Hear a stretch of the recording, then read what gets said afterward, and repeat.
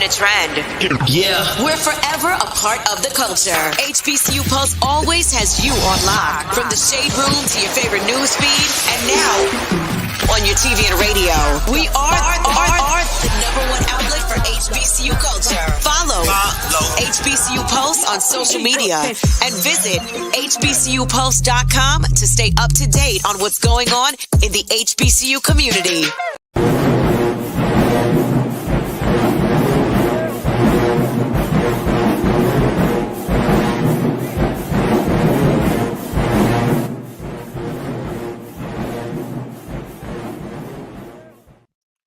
What's going on, everybody? This is Randall Barnes, the founder of HBCU Pulse and the host of HBCU Pulse Radio, in the building for another special edition of the show. On today, we are talking about the new book, The HBCU Experience, the Tuskegee University edition. Man, super excited for this book. Me being a Fort Valley State University alumni, knowing a lot about Tuskegee. You know, we played them in football, played them in basketball, but it's all SIC love over here. And listen, we have an amazing brother coming up right here, Mr. Brandon-Rashad Kenny, who is in the book and has done so many amazing transformative things that I'm super excited to get into and really talk about his time at Tuskegee. So let's go on and bring him up, Mr. Brandon-Rashad Kenny in the building. How you doing today, sir? I'm good. How are you, brother? Thanks for having me. Man, I'm great. I'm excited to talk to you, man. You the man. You the man. Man, we all out here just doing what we can for our HBCUs. But thank you again for having me. Shout out to the HBCU Experience for the opportunity to even speak on my beloved Tuskegee. And I see a lot of my peers and fellow alums in the book. So it should be a good one. I'm really excited to read it. So let me ask you this just before we get started. How does it feel to be in the book? Oh, it's great. I know we all have pride in our, respective HBCUs, but I'm biased. Tuskegee is a special place. I am a product of two. I had the privilege of going to Tuskegee undergrad, and I actually got my law degree from Southern University Law Center. So while I love them both, Tuskegee just has a special place in all of our hearts. So to be able to recount and reflect, nostalgically on that time period was really a joy. So it definitely was an honor. I love it. I love it. So before we get started, let everyone know who you are. Absolutely. So I'm Brandon-Rashad Kenny, as I stated, a proud alum of Tuskegee University, a native of Atlanta. And I really used my career, post-high school, post-undergrad law and all of that great work to really pour back into the sustainability of HBCUs. So when it comes to programmatic engagement or immersive experiences for currently matriculating HBCU students to get better jobs, to have exposure to different careers, or making sure that our high school babies are prepared to compete and get into our HBCUs and be successful, has really been the focus of my career journey. So, like I said, native of Atlanta, love everything about the HBCU culture in any form or fashion it may come. So again, it really was an honor to be a part of this amazing series of books, and looking forward to the premiere of the Tuskegee edition. So let's get into your Tuskegee University experience. So first and foremost, what made you choose Tuskegee as your HBCU? And I heard that you're from Georgia, so you got some amazing HBCUs in Georgia, namely Fort Valley State University, my HBCU. But we got more in Georgia. But you went to Tuskegee, so I got to ask you, what made you go to Tuskegee? That's a great question. I tell people all the time, Tuskegee is the best thing that ever happened to me. Honestly speaking, I was not going to Tuskegee. I'm a Frederick Douglass Astro for all of my Atlanta people out. So very dedicated high school experience, had a focus in, engineering, applied technology, and journalism. So I had a couple of different pathways that I could have went on. And I was actually headed to a different university, but long story short, that fell through literally the summer after high school. But gladly, I had counselors and mentors that pushed me to have, insurmountable options. So gladly, I had a box full of acceptance letters because we worked hard to make sure we could go to school, because without it, it wasn't happening because college is and was expensive. So with that being said, I had a full merit scholarship to Tuskegee unopened in that box. So again, God knew Tuskegee happened to me. And I tell anybody that'll listen, I'm so grateful, because my trajectory, my path, my experiences Tuskegee was the foundation of that, and I didn't know I needed it, but the powers that be did. So that's how we get to Tuskegee University. And again, I tell anybody that's the best decision that's ever happened to me, and I don't regret it, at all, any day. I love it. So let's get into that Tuskegee experience that you call the foundation. So we're going to go through each year one by one and really get that experience. And we got to start with freshman year. So what was freshman year like for you? Wow. Well, you'll have the same kind of, I would say, thesis for each year. Freshman year was amazing. It was an eye-opener, more so because of the lay of Tuskegee. It's a beautiful campus, but it's in a rural environment. So coming from Atlanta to literally the country was a big eye-opener, although Tuskegee is exactly 100 miles away from Atlanta. So it was only about an hour journey. Just the traversing of land in Tuskegee and being in Alabama in that rural fashion was a adjustment from Atlanta for sure. But freshman year, you'll notice, and also with my chapter in the book, everything kind of centers back to band.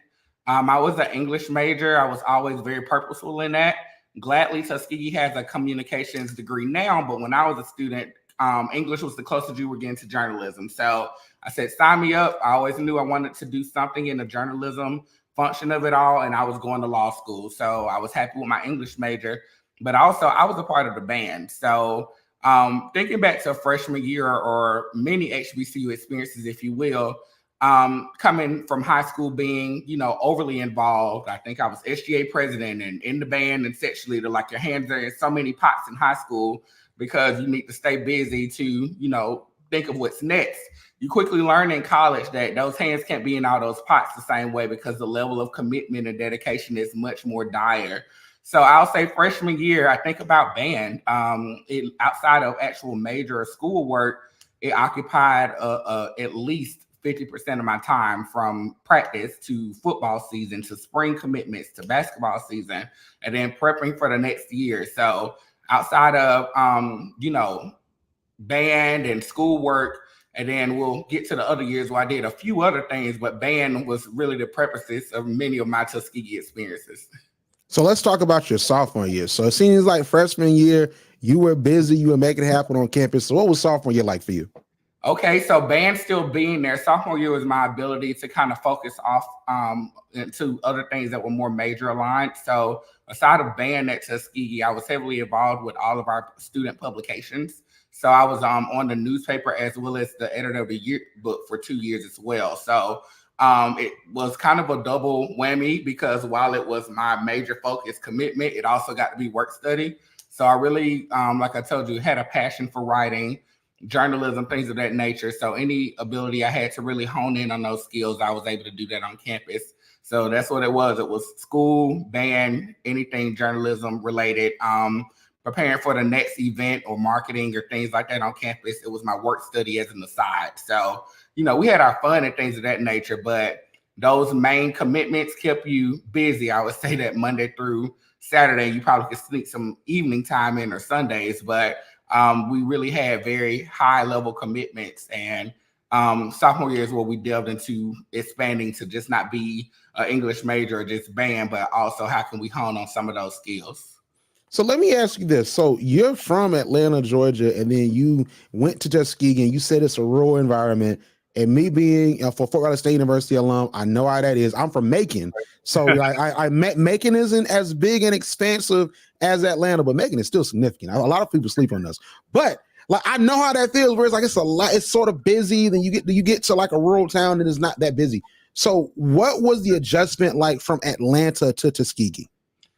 It was a huge adjustment, and the main one was going from the city again to that rural environment where things that you kind of take for granted aren't just readily available. And that's what also makes Tuskegee a beautiful place for the students, because you learn camaraderie, you learn to build on friendships and make your own fun day one, because things that we take for granted, there's not a Walmart down the street. We have to go to neighboring cities and stuff to get things done. How do you do that with you're a freshman, no car, no money? You make a friend. And now those friends looking almost 2 decades back, we were in that struggle of figuring it out together. And that's why our closeness drew. So Tuskegee is a beautiful place. And just to give a high level overview for those that may not know, Tuskegee is also the I would say its top two programs they're known for. Is first, it's the number one producer of Black veterinarians in the world. So it's the go-to HBCU for anyone that wants to be any kind of vet. And that undergrad major is animal science. So I have a bevy of friends that are veterinarians right now. So not only is it rural, it's animals all around. So that was an adjustment as well. And then the engineering is also another one of our known gems, with the aerospace department being the leading factor there. So just think about, I always call it, we didn't know the word Wakanda back then, but kind of being in a place that looks rural on the outside, but it's so much magical being produced and fostered within, is what I would say about Tuskegee. But again, you have to lean into the beauty of what's not there. You don't have the clubs over, that you could go to so often. We have to make our own fun. And with that, we built familiarity and camaraderie with each other. So that's why our network is the way it is. Hey, listen, I love it. Listen, Tuskegee has amazing alumni. They got money too, but y'all got money over there at Tuskegee, I tell you what. So let's talk about your junior year. So I know for me, junior year was my best year. Like, that's something I still look back on to this day. So what was junior year like for you? Junior year, if I had to just going through, because I did do 5 years at Tuskegee. So junior year is when the tables start to turn. So in those first 2 years, while you were part of all these clubs, or in my case, you had the band, you had English, you had, those publications and things of that nature. You're in such a learning form. We all know you have to be the freshman, sophomore before you can be the junior, senior. You have to learn before you can teach. So for me and my friends and my colleagues and things like that, junior year is where the needle start to turn a little bit. I'm thinking about it. I actually forgot, I was on my freshman dorm step team. So at that point, we became the coaches, or in the band, you become the section leader, or you become the editor and things. So it's a different level of pride as you matriculate up through that HBCU, because the pride is already there, but you've already gone through the learning, which the learning never ends, but you have a pretty good sense on, what is expected, why we have the pride, why our traditions are and our reputation are what they are. And now it's time for you to lean back and teach your younger colleagues. And that was a lot of fun. Again, looking on the other end, something I left out, which I'm surprised of, I'm a member of Kappa Kappa Psi National Honorary Band Fraternity too. So I actually was able to join that organization the spring of my freshman year. So by junior year, I was president of that org. So again, what have I learned that I'm able to lean back and now instill into younger brothers, or lean back into the band and continue to uplift our equity and tradition so that the younger ones have it as we start to leave. So junior year represented that, becoming the teacher and taking pride in what you learned and really putting those skills to the test. So let's talk about, so we said junior years, that's your third year. So let's talk about your fourth year, because I totally understand that, because I graduated in December. So I totally get it, because you asked me about senior year, I had essentially a senior year and a half, because I was there and then I always had that extra semester. So I totally get it. So let's talk about your fourth year. So what was your fourth year like? Absolutely. So a continuum of that junior year of the teaching, now you are the senior. So all, younger classifications or colleagues are looking up for guidance. And I love that thought partnership, because they bring in a freshness of innovation and also perspective on what's working or what may not be working, and how to continue to enhance all of those things we love on campus. For me also, it was the reality of, time is ticking. It's time to get serious about what's next. I had great opportunities at that point. I had interned with the city of Atlanta and a couple of other places. So I knew that, I was going into a post-grad situation, but I just had to solidify if it actually was going to be law school or a master's or something of that lane. So senior year was really involving preparing for what's next, starting to prep for the LSAT, actually get interested in law schools, making a decision on one and things of that nature. Also just becoming a young man or young adult, money, you have to start finding your earning capacity through it all. It's not the same as having that parent liaisonship through undergrad. So senior year was just, I would say, things started to truly become real, and you realize that comfort and safety of campus was slowly fleeting. So how do we start to prepare for what's next? You said a word when you said that, like, it's getting real. I think everybody that is a senior has that same sentiment that, hey, listen, it's getting real now. We about to get out there, so it's getting real. So we got to lock in. Like, senior year is really when you lock in. So let's talk about your last year at Tuskegee. So what was your last year like? And I will. And it's funny you say that. I just saw an article on the news earlier saying it's a whole thing with the class of 2024, realizing they were COVID graduates and now what they're in now. So that what's next is even more grim for them. So my hearts go out to the current matriculators. Fifth year, honestly speaking, and I think all fifth years or above can agree, you just ready to go. So everything at that point has become rudimental. It's all become repetitive. You're just looking at what's next and focusing. I did march all 5 years because being in the Tuskegee band was a huge scholarship part and an aid for my education. So I think I kept on doing that. I was still active in my fraternity. I think I may have given up publication, but still was doing like the work study side of it. So it was just focusing on law school. I had already made a decision on Southern. I had already taken the LSAT. And I believe going into my spring semester, I had already gotten accepted. So it was just fulfilling requirements, doing what was needed to go ahead and get that bachelor's and prepare to move to Baton Rouge. I think that was the focus of senior year for sure.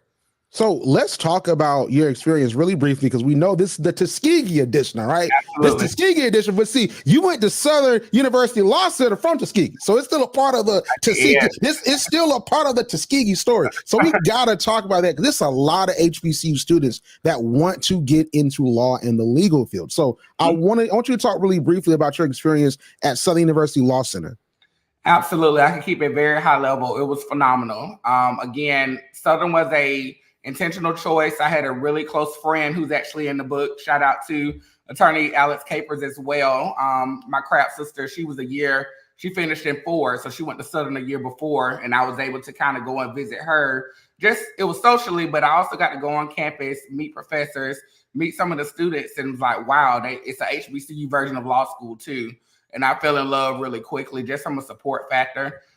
Just coming from my background, it was one thing to go to college in my family. I think I was the first to actually complete college. So going into a professional studies program was really unthought of. So there was never a doubt, but it was also something that you didn't think was attainable till I did it.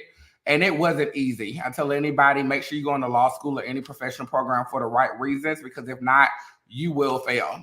It's not cool enough to go to say, I'm an attorney, I'm a doctor, I'm a pharmacist. You got to have something deep down for those nights when you're up studying 10 hours or finals coming, you haven't slept more than 4 or 5 hours in a week. Those are not horror stories. That's just fact. So I say always find your why and go for it. And lastly on that, I'll tell anybody looking for HBCU law programs, there's 6 of them to choose from. So, just do your research, but you have a bevy or a nice array of options to go and get that further degree. So let me ask you this. So you said essentially that it's not a joke. It's not a game. But a lot of people are sort of afraid of it because they might have the capacity to go out and do the extra schooling and they want to be in the legal field, but they're sort of nervous and scared of it. And they're especially scared of the LSAT. So what's your advice to them?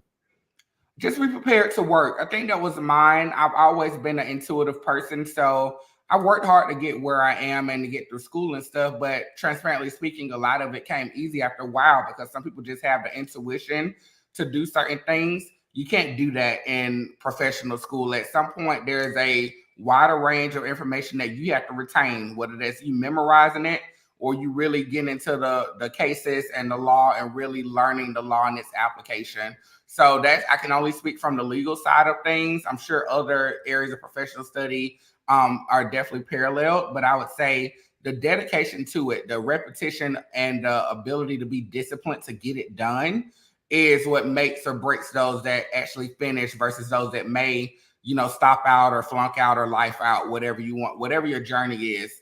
And I thought that it was unattainable in my eyes, just based on what you hear, but it's not. You just really got to be dedicated to the work. Is what I would say about the LSAT. And then once you get into whatever program, just know it's not easy. The material itself may not be the hardest, but the amount of it and the retention and the dedication to actually learning it all and keep going and repeating until you get it is, what really makes the champs from those that may not make it as far. That would be my advice. So how did your Tuskegee experience aid you in that experience? Because at Tuskegee, it just sounds like you were really on it. You marched all 5 years, you were working, you were making it happen. And then you go to law school, and that's demanding. I have friends that are in law school, and I have friends that have graduated law school. They graduated this year. So I saw the work that they put in, the dedication. They talk about that level of dedication. And It seems like you had that dedication at Tuskegee. So how did your Tuskegee experience help you at Southern University Law Center? That's a great question. So I'm a very open book when it comes to it. I wasn't the best student at Tuskegee. I think I finished with like a 3.1. But coming out of high school, I used to be that overly dedicated person, graduating with a 3.8, top 10%, all of that, hands in so many buckets. For me, my family's goal was, wow, you graduated and you went to college. They didn't really say what to do after that. So I'm like, I'm here now. I'm about to chill a little bit. So I'll tell anybody, I would do a lot of things differently. And through my career working with organizations such as the higher ed side of the USDA and Thurgood Marshall College Fund, being in a position to pour back into youth that I'm seeing like younger Brandon in them, but they're on it. They have 4.0s and they're getting these internships paying $60K in the summer and all of these things. I tell them keep going because that wasn't me as a student. However, what Tuskegee makes you do is earn anything that you keep. And that's why we are, again, bias showing we are the best. That's why we go into corporate and government and all of our fields and we overly succeed because we've worked for everything we have. No one gives you a participation trophy at Tuskegee. If you lose, you lost. And they let you know you lost and they hug you and say, we love you. Do better next time. There is no skating by. We learn from the actual academic side to the regime of how we traverse. Everything's not going to be easy, or you're in this rural capacity. How do you use your resources and the things around you or your community to get what you need? That real hustle, it's really instilled in you. If you didn't have it already, it's instilled academically. So when we get into the real world, or back to your question about Southern, even when things were hard, I don't have quit in me because Tuskegee didn't teach me that. First of all, my mom didn't allow me to quit growing up, and my environment has always helped me to a standard of perseverance. But Tuskegee doubled down on that, and me and all my peers, we look back now that we are more comfortable in life, comfortable in our careers and family, and we say it was worth it. We owed a lot of it to Tuskegee because, again, anything that was worth having, you really had to struggle and fight for, and the success was beautiful on the other side. So if anything, Tuskegee showed us not only are you going to work to persevere, but anything else is not an option. So let me ask you this, because you talked about how there are some things that you would change about that experience. And I think that a lot of us in hindsight, we love our HBCU experience, but there are some things along the way that might have made the future a little bit easier, that might have made life a little bit easier. And that's a conversation that we all have to each other when we're on the phone, on FaceTime talking. Right. But it's not something that is readily had sort of out in the open. So like, what are some things, some general things that you would have done differently if you were to do your college experience again with the knowledge you have now? That's a great question, and it's very simple. I hope I don't oversimplify it, but I took a risk. I took a victory lap, not to delve too deeply into my upbringing and stuff, but I did have a challenging matriculation to make sure that I had what I needed to be successful, and I'm grateful for that experience. But again, college was so out of mark for my family and my upbringing and community that once I got there, I'm not going to say I thought I made it, but nobody else was really on the back or had any spoken expectations. So it gave me the room to breathe a little bit, and I took that breath too early. So while I have done amazing things, and I think everything happened for a reason in my career, my trajectory, I think the pavement would have been a little bit more smooth, or there would have been an easement there had I stayed as granularly focused as I was as a high school student. Now, again, got to add context there. It was never to a point of not succeeding. I didn't flunk out or any of that. But that A student that I was, that focus, Tuskegee is a fun place. And again, going back to the tribulations of matriculation, everything worth having or to persevere is in your own toolkit to solve. Now, you can do that the structured way I just said, and it's easier. You may graduate debt-free and have a little bit more of a woosah afterwards. Or you could go the party route and have a good time then and, feel it in your head, feel a little soreness every now and again. Either way, there was not an option to quit. So when I say that, just looking at my journey, and most adults or after college, you look back and say, we had a great time. Maybe I shouldn't have been up to 2, 3 and went to that 8 o'clock class. Or maybe I should not have taken 21 credits and balance them out between semesters, those type of things. But ultimately, I got my degrees, 3 of them, and I'm proud of my journey. So do what works for you. Maybe that Woosah then was needed so I could be prepared now. So who knows? Hey, listen, that's real. Listen, you said a word there, and folks need to not like play with them 8 o'clock classes. See, people be tripping. Them 7 o'clock, some 8 o'clocks, and the 9 o'clock. See, the folks sleep on 9. They think extra 2 hours gonna help them out. No, it's not. Okay, the 9 o'clock is what folks play with. So don't play with the 9 o'clock either. And the funny thing about it, the 8 o'clock classes typically, I don't know about your school, but typically the 8 o'clock classes were only offered once a year. So if you didn't get it that semester, you were out of luck until the next. So a learning thing, but no, those 8 o'clock classes were not fun. Hey, listen, they were. To be honest, every class before 5. Like, I'm telling you, every class before 12 a.m. It was something else. That was my law school schedule. Freshman year or 1L year, they pick out your schedule. But when I was a 2L, I think all my classes henceforth didn't start until 4, from 4 to like 10 p.m. I'm way more active in the evening than the morning. 8 o'clock is just not it.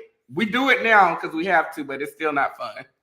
Hey, you know what? You said something interesting, because sometimes that 5 p.m. class that lasted 3 hours. You're like, I want to go to the cab. It might be a yard show. It might be a basketball game I'm late to, or something like that. But then once you get the hang of your senior year, you're like, you know what? I would rather get my sleep and go to class later. You know what I mean? Yeah, priorities definitely shifted as you get older, trust me. Yeah, trust me. Like I know what's up with that. But listen, your experience is super dope. So I know in the HBCU experience, the Tuskegee University edition, you talked about a lot of amazing things. So give us a little snippet of what you talked about in your chapter.